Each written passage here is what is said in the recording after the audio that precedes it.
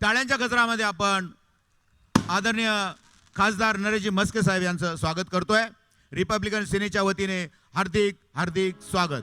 महाराष्ट्राचं आराध्य दैवत राजा छत्रपती शिवाजी महाराज, भारतीय राज्यघटनेचे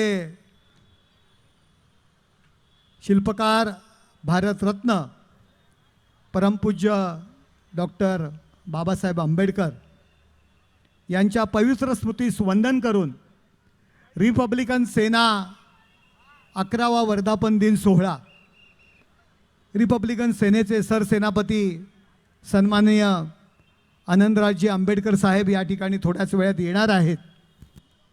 या कार्यक्रमाचे आयोजक आमचे मित्र, ठाणे महानगरपालिकेमध्ये माझ्यासोबत नगरसेवक म्हणून ज्यांनी काम केलं असे आमचे रामभाऊ तायडे यांचं खास करून मी अभिनंदन करेल की आपण हा 11वा वर्धापन दिन सोहळा आज आमच्या या ठाणे नगरीमध्ये आपण आयोजित केला आणि त्यामुळे अनिरुद्ध वनकर यांच्यासारखे भीमगीत गायक, मी त्यांना एकाच पठडीमध्ये अडकवणार नाही, आमच्या विदर्भातून आलेला हा गायक यांचा मी चाहता आहे आणि मला एका कार्यक्रमाकरता शहापूरला जायचं आहे, तरीसुद्धा मी रामभाऊंना म्हणालो की मी अनिरुद्धांना ऐकण्यासाठी येणार आहे कुठल्याही परिस्थितीमध्ये।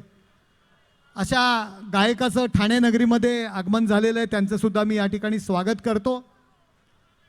शिवशक्ती आणि भीमशक्ती ही चळवळ जी सुरू झालेली आहे आणि रामभाऊ आणि आम्ही ठाण्यात यापूर्वीच सुरू केली आणि त्याचं प्रत्यंतर या ठाणे नगरीला आम्ही दिलेलं आहे। रामभाऊ आठवले गटांचे त्यावेळी जिल्हाध्यक्ष होते, त्याचवेळी आम्ही इंदीचे गट, आठवले गट एकत्र करून या ठाणे महानगरपालिकेमध्ये शिवशक्ती आणि भीमशक्तीचा भगवा आणि निळा झेंडा आम्ही या ठाणे महानगरपालिकेत आम्ही फडकवला होता आणि फक्त ही चळवळ पाठिंबा घेण्यापुरती नव्हती तर सत्तेत वाटाही दिला होता। तेच उदाहरण कल्याणमध्ये सुद्धा आम्ही केलं होतं एकनाथ शिंदे साहेबांच्या नेतृत्वाखाली। अनिरुद्धजी, मागील अधिवेशनामध्ये तुम्ही ऐकलं असेल की माझं भाषण खूप व्हायरल झालं होतं। बाबासाहेबांचं नाव घेऊन या देशामध्ये अनेक पक्ष राजकारण करतात, समाजवादी पार्टी असेल, तमिळनाडूमध्ये असेल, केरळामध्ये असेल, काँग्रेस असेल, पण मी सभागृहात गेल्यानंतर मी पाहिलं की बाबासाहेबांचं नाव घेताना ते बाबासाहेब बोलत नाहीत।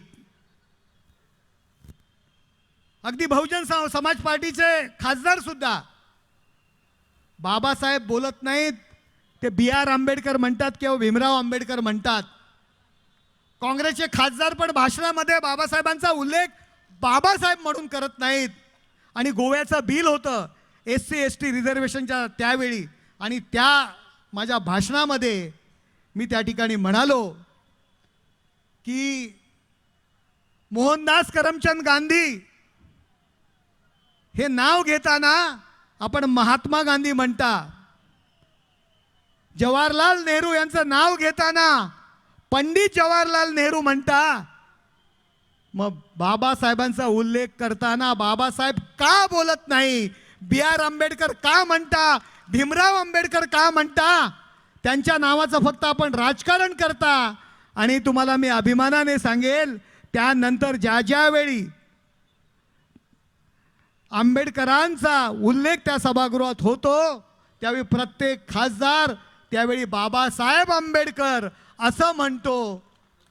त्या सभागृहामध्ये ठणकावून सांगणारा हा तुमचा, हा ठाण्याचा, की जी तुम्ही 7,34,000 मतांनी ज्याला निवडून दिलं त्या नरेश म्हस्केनी त्या सभागृहामध्ये तो आवाज उठवला आणि सगळ्यांना आंबेडकरांचा उल्लेख बाबासाहेब आंबेडकर म्हणून करा असा त्यावेळी मी करायला भाग पाडलं आणि यापुढे ती प्रथा सुरू झाली। केवळ शिवशक्ती आणि भीमशक्ती एकत्र आली पाहिजे असं बोलून चालणार नाही, तर शिवशक्तीच्या नेत्यांनी सुद्धा आपल्या कृतीमधून भीम अनुयायांना वाटलं पाहिजे की ते आपले आहेत, अशा पद्धतीची वर्तणूक सुद्धा शिवशक्तीच्या नेत्यांकडनं अपेक्षित आहे आणि माझ्याकडून ती नक्कीच घडते. ठाण्यातील जनतेला सगळ्यांना माहीत आहे.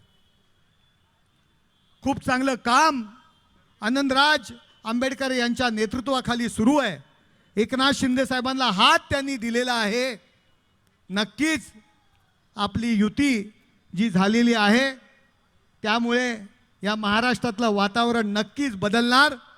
अनेक कार्यक्रम आज आहेत आणि त्या कार्यक्रमाला उपस्थित राहायचं आहे. नगरपालिकेच्या निवडणुका आमच्या आज ठाणे जिल्ह्यामध्ये अंबरनाथ आणि बदलापूर या ठिकाणी वाड्यामध्ये आहेत. अंबरनाथ आणि बदलापूर या ठिकाणी मला जायचं आहे आणि त्याकरता मी पुन्हा एकदा रामभाऊ तायडे यांना शुभेच्छा देतो आणि रिपब्लिकन सेनेला शुभेच्छा देतो. धन्यवाद. जय हिंद, जय महाराष्ट्र, जय भीम.